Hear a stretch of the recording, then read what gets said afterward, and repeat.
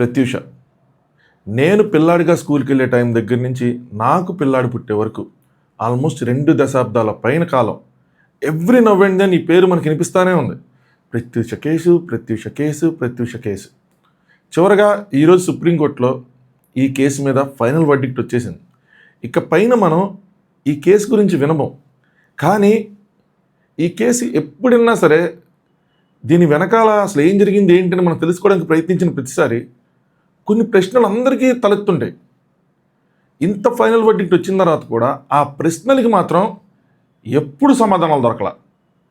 ఆ ప్రశ్నలు నాకు తెలిసి ఈ కేసుకి ఎప్పటికీ ప్రశ్నలాగే మిగిలిపోతాయి. ఖచ్చితంగా ఇది ఒక మిస్టరీయే. ఆ ప్రశ్నలు ఏంటన్న దాని గురించి మాట్లాడదాం. అలాగే మన న్యాయ వ్యవస్థ గురించి కూడా మనం మాట్లాడుకోలేము. ఎందుకన్నా చెప్తా. Let's talk. హాయ్ ఫ్రెండ్స్, నా పేరు Anand. Welcome to Anand views. నేను స్కూల్లో ఉన్నాను. నాకు తెలిసి ప్రత్యూష్ గారు అప్పటికీ ఒక వెల్ నోన్ యాక్ట్రెస్. దానికన్నా ముందు ఇంకొక ఇంట్రెస్టింగ్ విషయం చెప్తా. అసలు ప్రత్యూష్ గారు ఎలా వచ్చారు ఇండస్ట్రీకి ఏంటి అంటే, ప్రత్యూష్ గారికి డైరెక్ట్గా సినిమా ఇండస్ట్రీతో ఏ సంబంధాలు లేవు. ఒక టైంలో రాఘవేంద్రరావు గారి ఆధ్వర్యంలో ఒక టాలెంట్ షో జరిగింది. అందులో ప్రత్యూష్ గారితో చదువుకున్న అందరూ అప్లై చేశారు. అప్పటికి నాకు తెలిసి ఆవిడ ఇంటర్మీడియట్లో ఉన్నట్టున్నారు. అందరూ అప్లై చేస్తే దానికి వాళ్ళ ఫ్రెండ్స్ ప్రోద్బలంతో ఆవిడ కూడా అప్లై చేశారు. ఎందుకంటే ప్రత్యూష్ గారు కొంచెం అందంగా ఉంటారని చెప్పి వాళ్ళ ఫ్రెండ్స్ అందరూ పుష్ చేస్తే అప్లై చేశారు. అయితే అందులో సెలెక్ట్ అయిన 4 అమ్మాయిల్లో ఆ షో ఎండ్ అయ్యేపటికి అందులో ప్రత్యూష్ గారు ఒకరు. మిగతా 3 ఎవరు తెలుసా? చాలా ఇంట్రెస్టింగ్గా ఉంటుంది. ఉదయభాను గారు, లయ గారు, సునీత్ గారు. ఎక్కడున్నారు ఇప్పుడు వీళ్ళు 3? చూసారా? అలాంటి 3తో ఆవిడ సెలెక్ట్ అయ్యారు. సెలెక్ట్ అయిన తర్వాత ఆవిడకి డైరెక్ట్గా ఇండస్ట్రీతో పరిచయాలు లేవు కాబట్టి డైరెక్ట్గా రాఘవేంద్రరావు గారు వాళ్ళ మదర్తో ఒక మాట చెప్పారంట. మీరు కొంచెం యాక్టింగ్లో ట్రైనింగ్ ఇప్పించండి, మంచి ఫ్యూచర్ ఉంది, అమ్మాయి ఎదిగిద్ది అని. అంత పెద్ద ఆయన చెప్పేపాటికి వాళ్ళ మదర్కి వాళ్ళకి ఇండస్ట్రీతో అంత ఇష్టం లేకపోయినా కూడా ప్రత్యూష్ కూడా ఇంట్రెస్టింగ్గా ఉందని చెప్పి వాళ్ళు ట్రైనింగ్ ఇప్పించారు. అప్పటికే ప్రత్యూష సిద్ధార్థ్ రెడ్డి అనే వ్యక్తితో ప్రేమలో ఉన్నారు. పరిచయమా ప్రేమ అన్నది ఎగ్జాక్ట్గా ఎవరు తెలియదు కానీ బట్ కొన్ని రిపోర్ట్స్ ప్రకారం మాత్రం వాళ్ళిద్దరికీ అప్పటికి పరిచయం ఉంది అని చెప్పి. అయితే ఆవిడ దాని తర్వాత ఆవిడకి శ్రీరాములయ్య మూవీలో అనుకుంటా క్యారెక్టర్ వచ్చింది. దాని తర్వాత డైరెక్ట్గా మోహన్ బాబు గారి పక్కన రాయుడు సినిమాలో కూతురిగా యాక్ట్ చేసింది. యాక్టింగ్ 2 సినిమాల్లోనూ ఎక్సలెంట్ యాక్టింగ్. శ్రీరాములయ్య సినిమాలది ఏడుస్తాం మనం. అలాంటి యాక్టింగ్, చిన్న role, impact next level impact. అయితే ఇక్కడ ఏమైందంటే ఈ 2 సినిమాల తర్వాత ఆవిడకి ఎక్కువగా ఈ సిస్టర్ రోళ్ళు, కూతురు రోళ్ళు ఇవన్నీ వస్తున్నాయి. హీరోయిన్ రోల్స్ రావట్లా. దానికి వాళ్ళు బ్రేక్ తీసుకున్నారు. వాళ్ళ మదర్తో మాట్లాడుకుని బ్రేక్ తీసుకున్నారు. స్టడీస్ మీద ఫోకస్ చేద్దాం అనుకున్నారు. అట్ ద సేమ్ టైం వీళ్ళ లవ్ మ్యాటర్ కూడా అదే విషయంలో బయటకు వస్తే వాళ్ళ మదర్ గ్యాప్ తీసుకోండి, ముందు మీరు కెరీర్స్లో సెటిల్ అవ్వండి, ఆ తర్వాత చూద్దాం అయ్యని చెప్పి నచ్చ చెప్పారు. తను కూడా ఎంఎస్కి వెళ్ళిపోయినట్టు అబ్బాయి. సో తిని కూడా కెరీర్ మీద ఫోకస్ చేశారు. చదువంతా అయిపోయిన తర్వాత ఆవిడకి హీరోయిన్గా అవకాశాలు రావడం స్టార్ట్ అయినాయి. తమిళ్లో ముఖ్యంగా 5-6 సినిమాలు హీరోయిన్గా చేశారు. తెలుగులో కూడా ఒకేసారి అప్పట్లో రైజింగ్గా ఉన్న ఉదయకిరణ్ పక్కన ఆవిడ కలుసుకోవాలని మూవీలో సెకండ్ హీరోయిన్ చేశారు. అందులో సాంగ్స్ కానీ ఆవిడ పర్ఫార్మెన్స్ కానీ మళ్ళీ అది కూడా హైలైట్ అయింది. సో తినకి మళ్ళీ తెలుగులో ఆఫర్స్ స్టార్ట్ అయింది. ఇదే సమయంలో జరిగిందే ఏదైతే ఈ ఆత్మహత్య అని ఏదైతే ఉందో, డ్రామా అనండి, రియల్ అనండి, ఏదైతే జరిగిందో ఈ టైంలో జరిగింది. అయితే ఇక్కడ కొన్ని ప్రశ్నలు ఏంటంటే, సో ఆ టైంలో ఆవిడ ఒక బ్యూటీ పార్లర్లో ఉన్నారు. సిద్ధార్థ్ రెడ్డి కలవటానికి వచ్చాడు, తీసుకెళ్లారు. ఆవిడ వాళ్ళ మదర్తో మాట్లాడిన లాస్ట్ ఫోన్ కాల్ ఇన్ఫర్మేషన్ ఏంటంటే, నేను డైరెక్టర్ తేజ గారి దగ్గరికి వెళ్తున్నా. దేనికి? ఇది కూడా ఒక ఇంట్రెస్టింగ్ ఉంటుంది. జైన్ సినిమా కోసం డిస్కస్ చేయటానికి. జైన్ సినిమాలో హీరోయిన్గా తనను అడిగారనే ఏదో. ఒకవేళ అది జరగకపోయి ఉంటే ఇంకొక మనం అసలు నెక్స్ట్ సూపర్ హీరోయిన్ చూసేవాళ్ళం మేము. సరే, వెళ్ళిన తర్వాత సిద్ధార్థ్ రెడ్డి వాళ్ళ ఇంట్లో వాళ్ళ మ్యారేజ్కి ఒప్పుకోవట్లేదని చెప్పి, సో ఎందుకంటే తిని హీరోయిన్ అది ఇది కాబట్టి తను ఆల్రెడీ తెచ్చుకున్న కూల్ డ్రింక్లో పురుగుల మంది ఏదో కలిపారు అది ఇది అని చెప్పి ఇవన్నీ ఇంకా న్యూస్లో వచ్చిన రిపోర్ట్స్. దాని తర్వాత వాళ్ళు అటెంప్ట్ చేశారు. చేసిన తర్వాత తనే తీసుకొచ్చి హాస్పిటల్లో జాయిన్ చేశాడు. ఇద్దరికి ట్రీట్మెంట్ జరిగింది. వాళ్ళ మదర్కి ఇన్ఫామ్ చేశారు, వచ్చారు. ఇక్కడి నుంచే ప్రశ్నలన్నీ స్టార్ట్ అవుతాయి. ఒకటి, ఈ ట్రీట్మెంట్ జరుగుతున్నప్పుడు సిద్ధార్థ్ రెడ్డిని చూడటానికి వాళ్ళ ఫ్యామిలీ మెంబర్స్ని అలో చేస్తూ ఉన్నారు. వేరే ప్రత్యూషను చూడటానికి మాత్రం అలో చేయట్లా. ఎందుకు? 2, ఇద్దరు తాగితే ఇద్దరికీ అలాంటి సిచ్యువేషన్ ఉండాలి. కానీ సిద్ధార్థ రెడ్డి అసలు క్రిటికల్ అయినట్టు కూడా అప్పుడు ఎక్కడ న్యూస్ రాలా. వితిన్ 20 డేస్లోనే ఫిబ్రవరి 22 ఎప్పుడో అయితే మార్చ్ 9కి ఎప్పుడో ఆయన డిశ్చార్జ్ కూడా అయ్యాడు. దాని తర్వాత ఏమి పెద్ద అంత సివియర్ హెల్త్ ఎఫెక్ట్స్ ఉన్నట్టు కూడా అక్కడ వినిపిలా. So how is this possible? మూడో ప్రశ్న, ప్రత్యూష్ గారి మీద ఉన్న వస్తువులన్నీ వాళ్ళ మదర్కి అప్పచెప్పారు. తన ఒంటి మీద ఏదో వామిటింగ్ చేసుకున్నారని చెప్పి డ్రెస్ తీసుకురమ్మంటే వాళ్ళ ఇంటికి వెళ్ళి డ్రెస్ తీసుకొచ్చారు. కానీ ఆ డ్రెస్ ఏదైతే ఉందో ఆ టైంలో ఆ ఇష్యూ జరిగినప్పుడు ఆవిడ ఒంటి మీద ఉన్న డ్రెస్ ఏదైతే ఉందో అది మాత్రం హ్యాండ్ ఓవర్ చేయాలి. ఆ డ్రెస్ ఏమైపోయిందో కూడా ఎవరికి తెలియదు.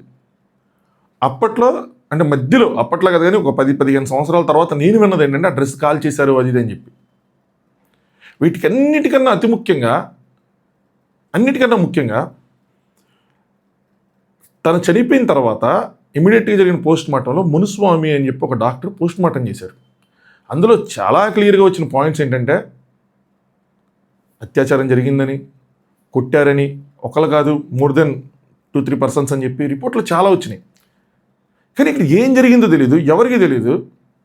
అనూహ్యంగా అప్పటి గవర్నమెంట్ 3 సభ్య కమిటీ వేసింది. అంటే 3 డాక్టర్లతో మళ్ళీ పోస్ట్ మార్టం చేశారు. ఇప్పటికీ కరెక్ట్గా సెర్చ్ చేస్తే 2 పోస్ట్ మార్టంలు అయినాయా, మునుస్వామి గారు పోస్ట్ మార్టం చేశారా అన్న ఇన్ఫర్మేషన్ ఎంతో డీప్ లెవెల్ సెర్చ్ చేస్తే కానీ మీకు దొరకదు. ఎందుకు దాన్ని డిస్కార్డ్ చేశారు ఏంటి అంటే, అప్పట్లో ఉన్నదే చెప్తున్నా, నాకు గుర్తున్నది ఏంటంటే ఆయన అసిస్టెంట్తో ఎవరితో చేయించారు, ఆయన చేయలేదు, సంథింగ్ ఏదో రాంగ్గా జరిగింది అది అని చెప్పి. కానీ ఎక్కడ కూడా కోర్టులో కానీ వీళ్ళ లాయర్లు కానీ దీన్ని ప్రజెంట్ చేయడంలో ఫెయిల్ అయ్యారా? దీన్ని ఎందుకు కన్సిడర్ చేసేలా చేసుకోలేకపోయారు? ఇదొక ప్రైమ్ ఆఫ్ ఎవిడెన్స్ కదా. అప్పట్లో ఎవరికి అంత నాలెడ్జ్ లేదా? ఈ చాలా క్వశ్చన్లు మేజర్ పాయింటే ఇది. ఎందుకు దీన్ని మీడియా కానీ ఎవరు కానీ ముందుకు తీసుకెళ్ళలేకపోయారు? దీన్ని ఈ సబ్స్టాన్షియల్ ఎవిడెన్స్ని ఎందుకు మీరు ఇగ్నోర్ చేశారు? అలాగే ఆడు పోస్ట్ మార్టం జరగకముందు కానీ ఇది ఏది కానీ సరే వాడు బాడీ మీద ఫోటోలు తీసుకోవటం కానీ, అంటే ఘాట్లు అప్పట్లో కొన్ని ఫోటోలు వచ్చినాయి, ఇప్పుడు ఎంతో తెలియదు కానీ ఘాట్లు ఉన్నట్టు వచ్చినాయి. వాళ్ళ మదర్ ఇప్పటికీ క్లెయిమ్ చేస్తారు ఘాట్లు ఉన్నాయి, మెడ మీద ఘాట్లు ఉన్నాయి, తొడల మీద ఘాట్లు ఉన్నాయి, అది ఇది అని చెప్పి. సో ఈ ప్రశ్నలు మాత్రం ఎప్పటికీ మిగిలిపోతాయి. సిద్ధార్థ రెడ్డికి అంత అవసరమే వచ్చింది వేరే వాళ్ళ చేత చేయించాలి. ఒకవేళ జలసీ ఫీలింగ్ ఉందా? సో జలసీ ఫీలింగ్ అంటే చనిపోతున్నారంటే అనుకోవచ్చు. ఇంకా పెద్ద వాళ్ళు ఎవరైనా ఇన్వాల్వ్ అయ్యి ఉన్నారా ఇందులో? తన మీద ఏదైనా చేసినప్పుడు వాళ్ళు ఎవరైనా, ఎందుకంటే ఇండస్ట్రీ తరపు నుంచి కూడా పెద్దగా సపోర్ట్ రాలేదు ఎవరికి అక్కడ. వాళ్ళ మదర్ సైడ్ నుంచి దీని మీద ఫైట్ చేసిన ఎవరికి కనిపించలేదు. సో ఇలా చాలా ప్రశ్నలు. ఆ కేసుతో పాటు నేను పెద్ద అయింది కాబట్టి ఎప్పుడు వచ్చినా సరే వాటి గురించి చదువుతా ఉన్న ప్రతిసారి ప్రశ్నలు. అరే ఈ లాజిక్స్ ఎందుకు వదిలేస్తున్నారు, ఎందుకు పట్టుకోవట్లేదు, వీటి మీద ఎందుకు ఆర్గ్యుమెంట్ జరగట్లేదు, దీన్ని ఎవరు ఎందుకు క్వశ్చన్ చేయట్లేదు? సో తర్వాత ఏం జరిగిందంటే ఆ ఇష్యూ అయిన 10 సంవత్సరాలకి అక్కడ ఉన్న sessions court, Hyderabad sessions court తనకి 6 సంవత్సరాల శిక్ష వేశారు. దేనికి? ఈ ఆత్మహత్యకి ప్రేరేపించినందుకు, అటెంప్ట్ చేసినందుకు, అది కూడా శిక్షార్హం కాబట్టి దానికోసం. తర్వాత తన దాన్ని హైకోర్టులో అప్పీల్ చేసుకుంటే దాన్ని 2 సంవత్సరాలు తగ్గించారు. దాని తర్వాత మళ్ళీ దాన్ని ఆయన సుప్రీంకోర్టులో అప్పీల్ చేసుకున్నారు. అప్పటి నుంచి ఇప్పటికి అంటే 2012 ఆ టైంలో జరిగింది ఇది అప్పీల్. అప్పటి నుంచి ఇప్పటికి అంటే ఇంకొక 14 సంవత్సరాలు ఈయన బెయిల్ మీద ఉండి వాయిదాల మీద వాయిదాలు పడతా, ఎన్ని సంవత్సరాల తర్వాత సుప్రీంకోర్టు లేదు ఇది కరెక్ట్ అయిన శిక్ష, హైకోర్టుతో ఏకీభవిస్తున్నాం, మీరు లొంగిపోండి, ఇంకో 4 వారాల్లో స్టేషన్లో లొంగిపోండి అని చెప్పి పోలీసులు లొంగిపోండి అని చెప్పి తీర్పిచ్చారు. ఆ ప్రశ్నలన్నీ ఒక పక్క, అవి ఎప్పటికీ నాకు తెలిసి ఇంకా వాటికి ఆన్సర్స్ అనేవి లేవు. అవి ఇంకా ప్రశ్నలుగానే మిగిలిపోతాయి. ఇంకా సుప్రీంకోర్టు కన్నా ఇంకొక కోర్టు లేదు కాబట్టి మళ్ళీ దీని గురించి మనం మాట్లాడుకునే సిచ్యువేషన్ కూడా ఉంటుందని నేను అనుకోవట్లేదు.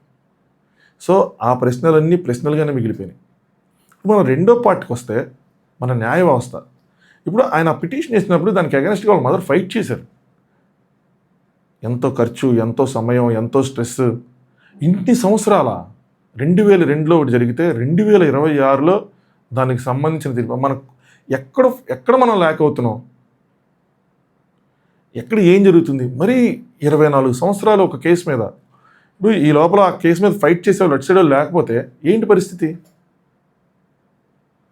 అంటే ఈజీగా అందులోంచి వచ్చేసినట్టే కదా. సిద్ధార్థ రెడ్డి నిజంగా తప్పు చేశాడా లేదా అన్న పాయింట్ పక్కన పెడితే దాని మీద కోర్టులకు తీర్పు ఇవ్వడానికి మరీ ఇంతకాలమా?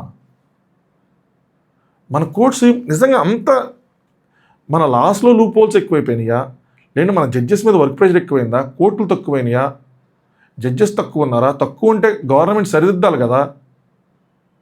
సెంట్రల్ గవర్నమెంట్స్ ఇన్ని ఇయర్స్ నుంచి ఇన్ని గవర్నమెంట్స్ ఉన్నాయి, ఏం చేస్తున్నారు? దీని మీద ఎందుకు ఒక యాక్షన్ అనేది తీసుకోలేకపోతున్నారు?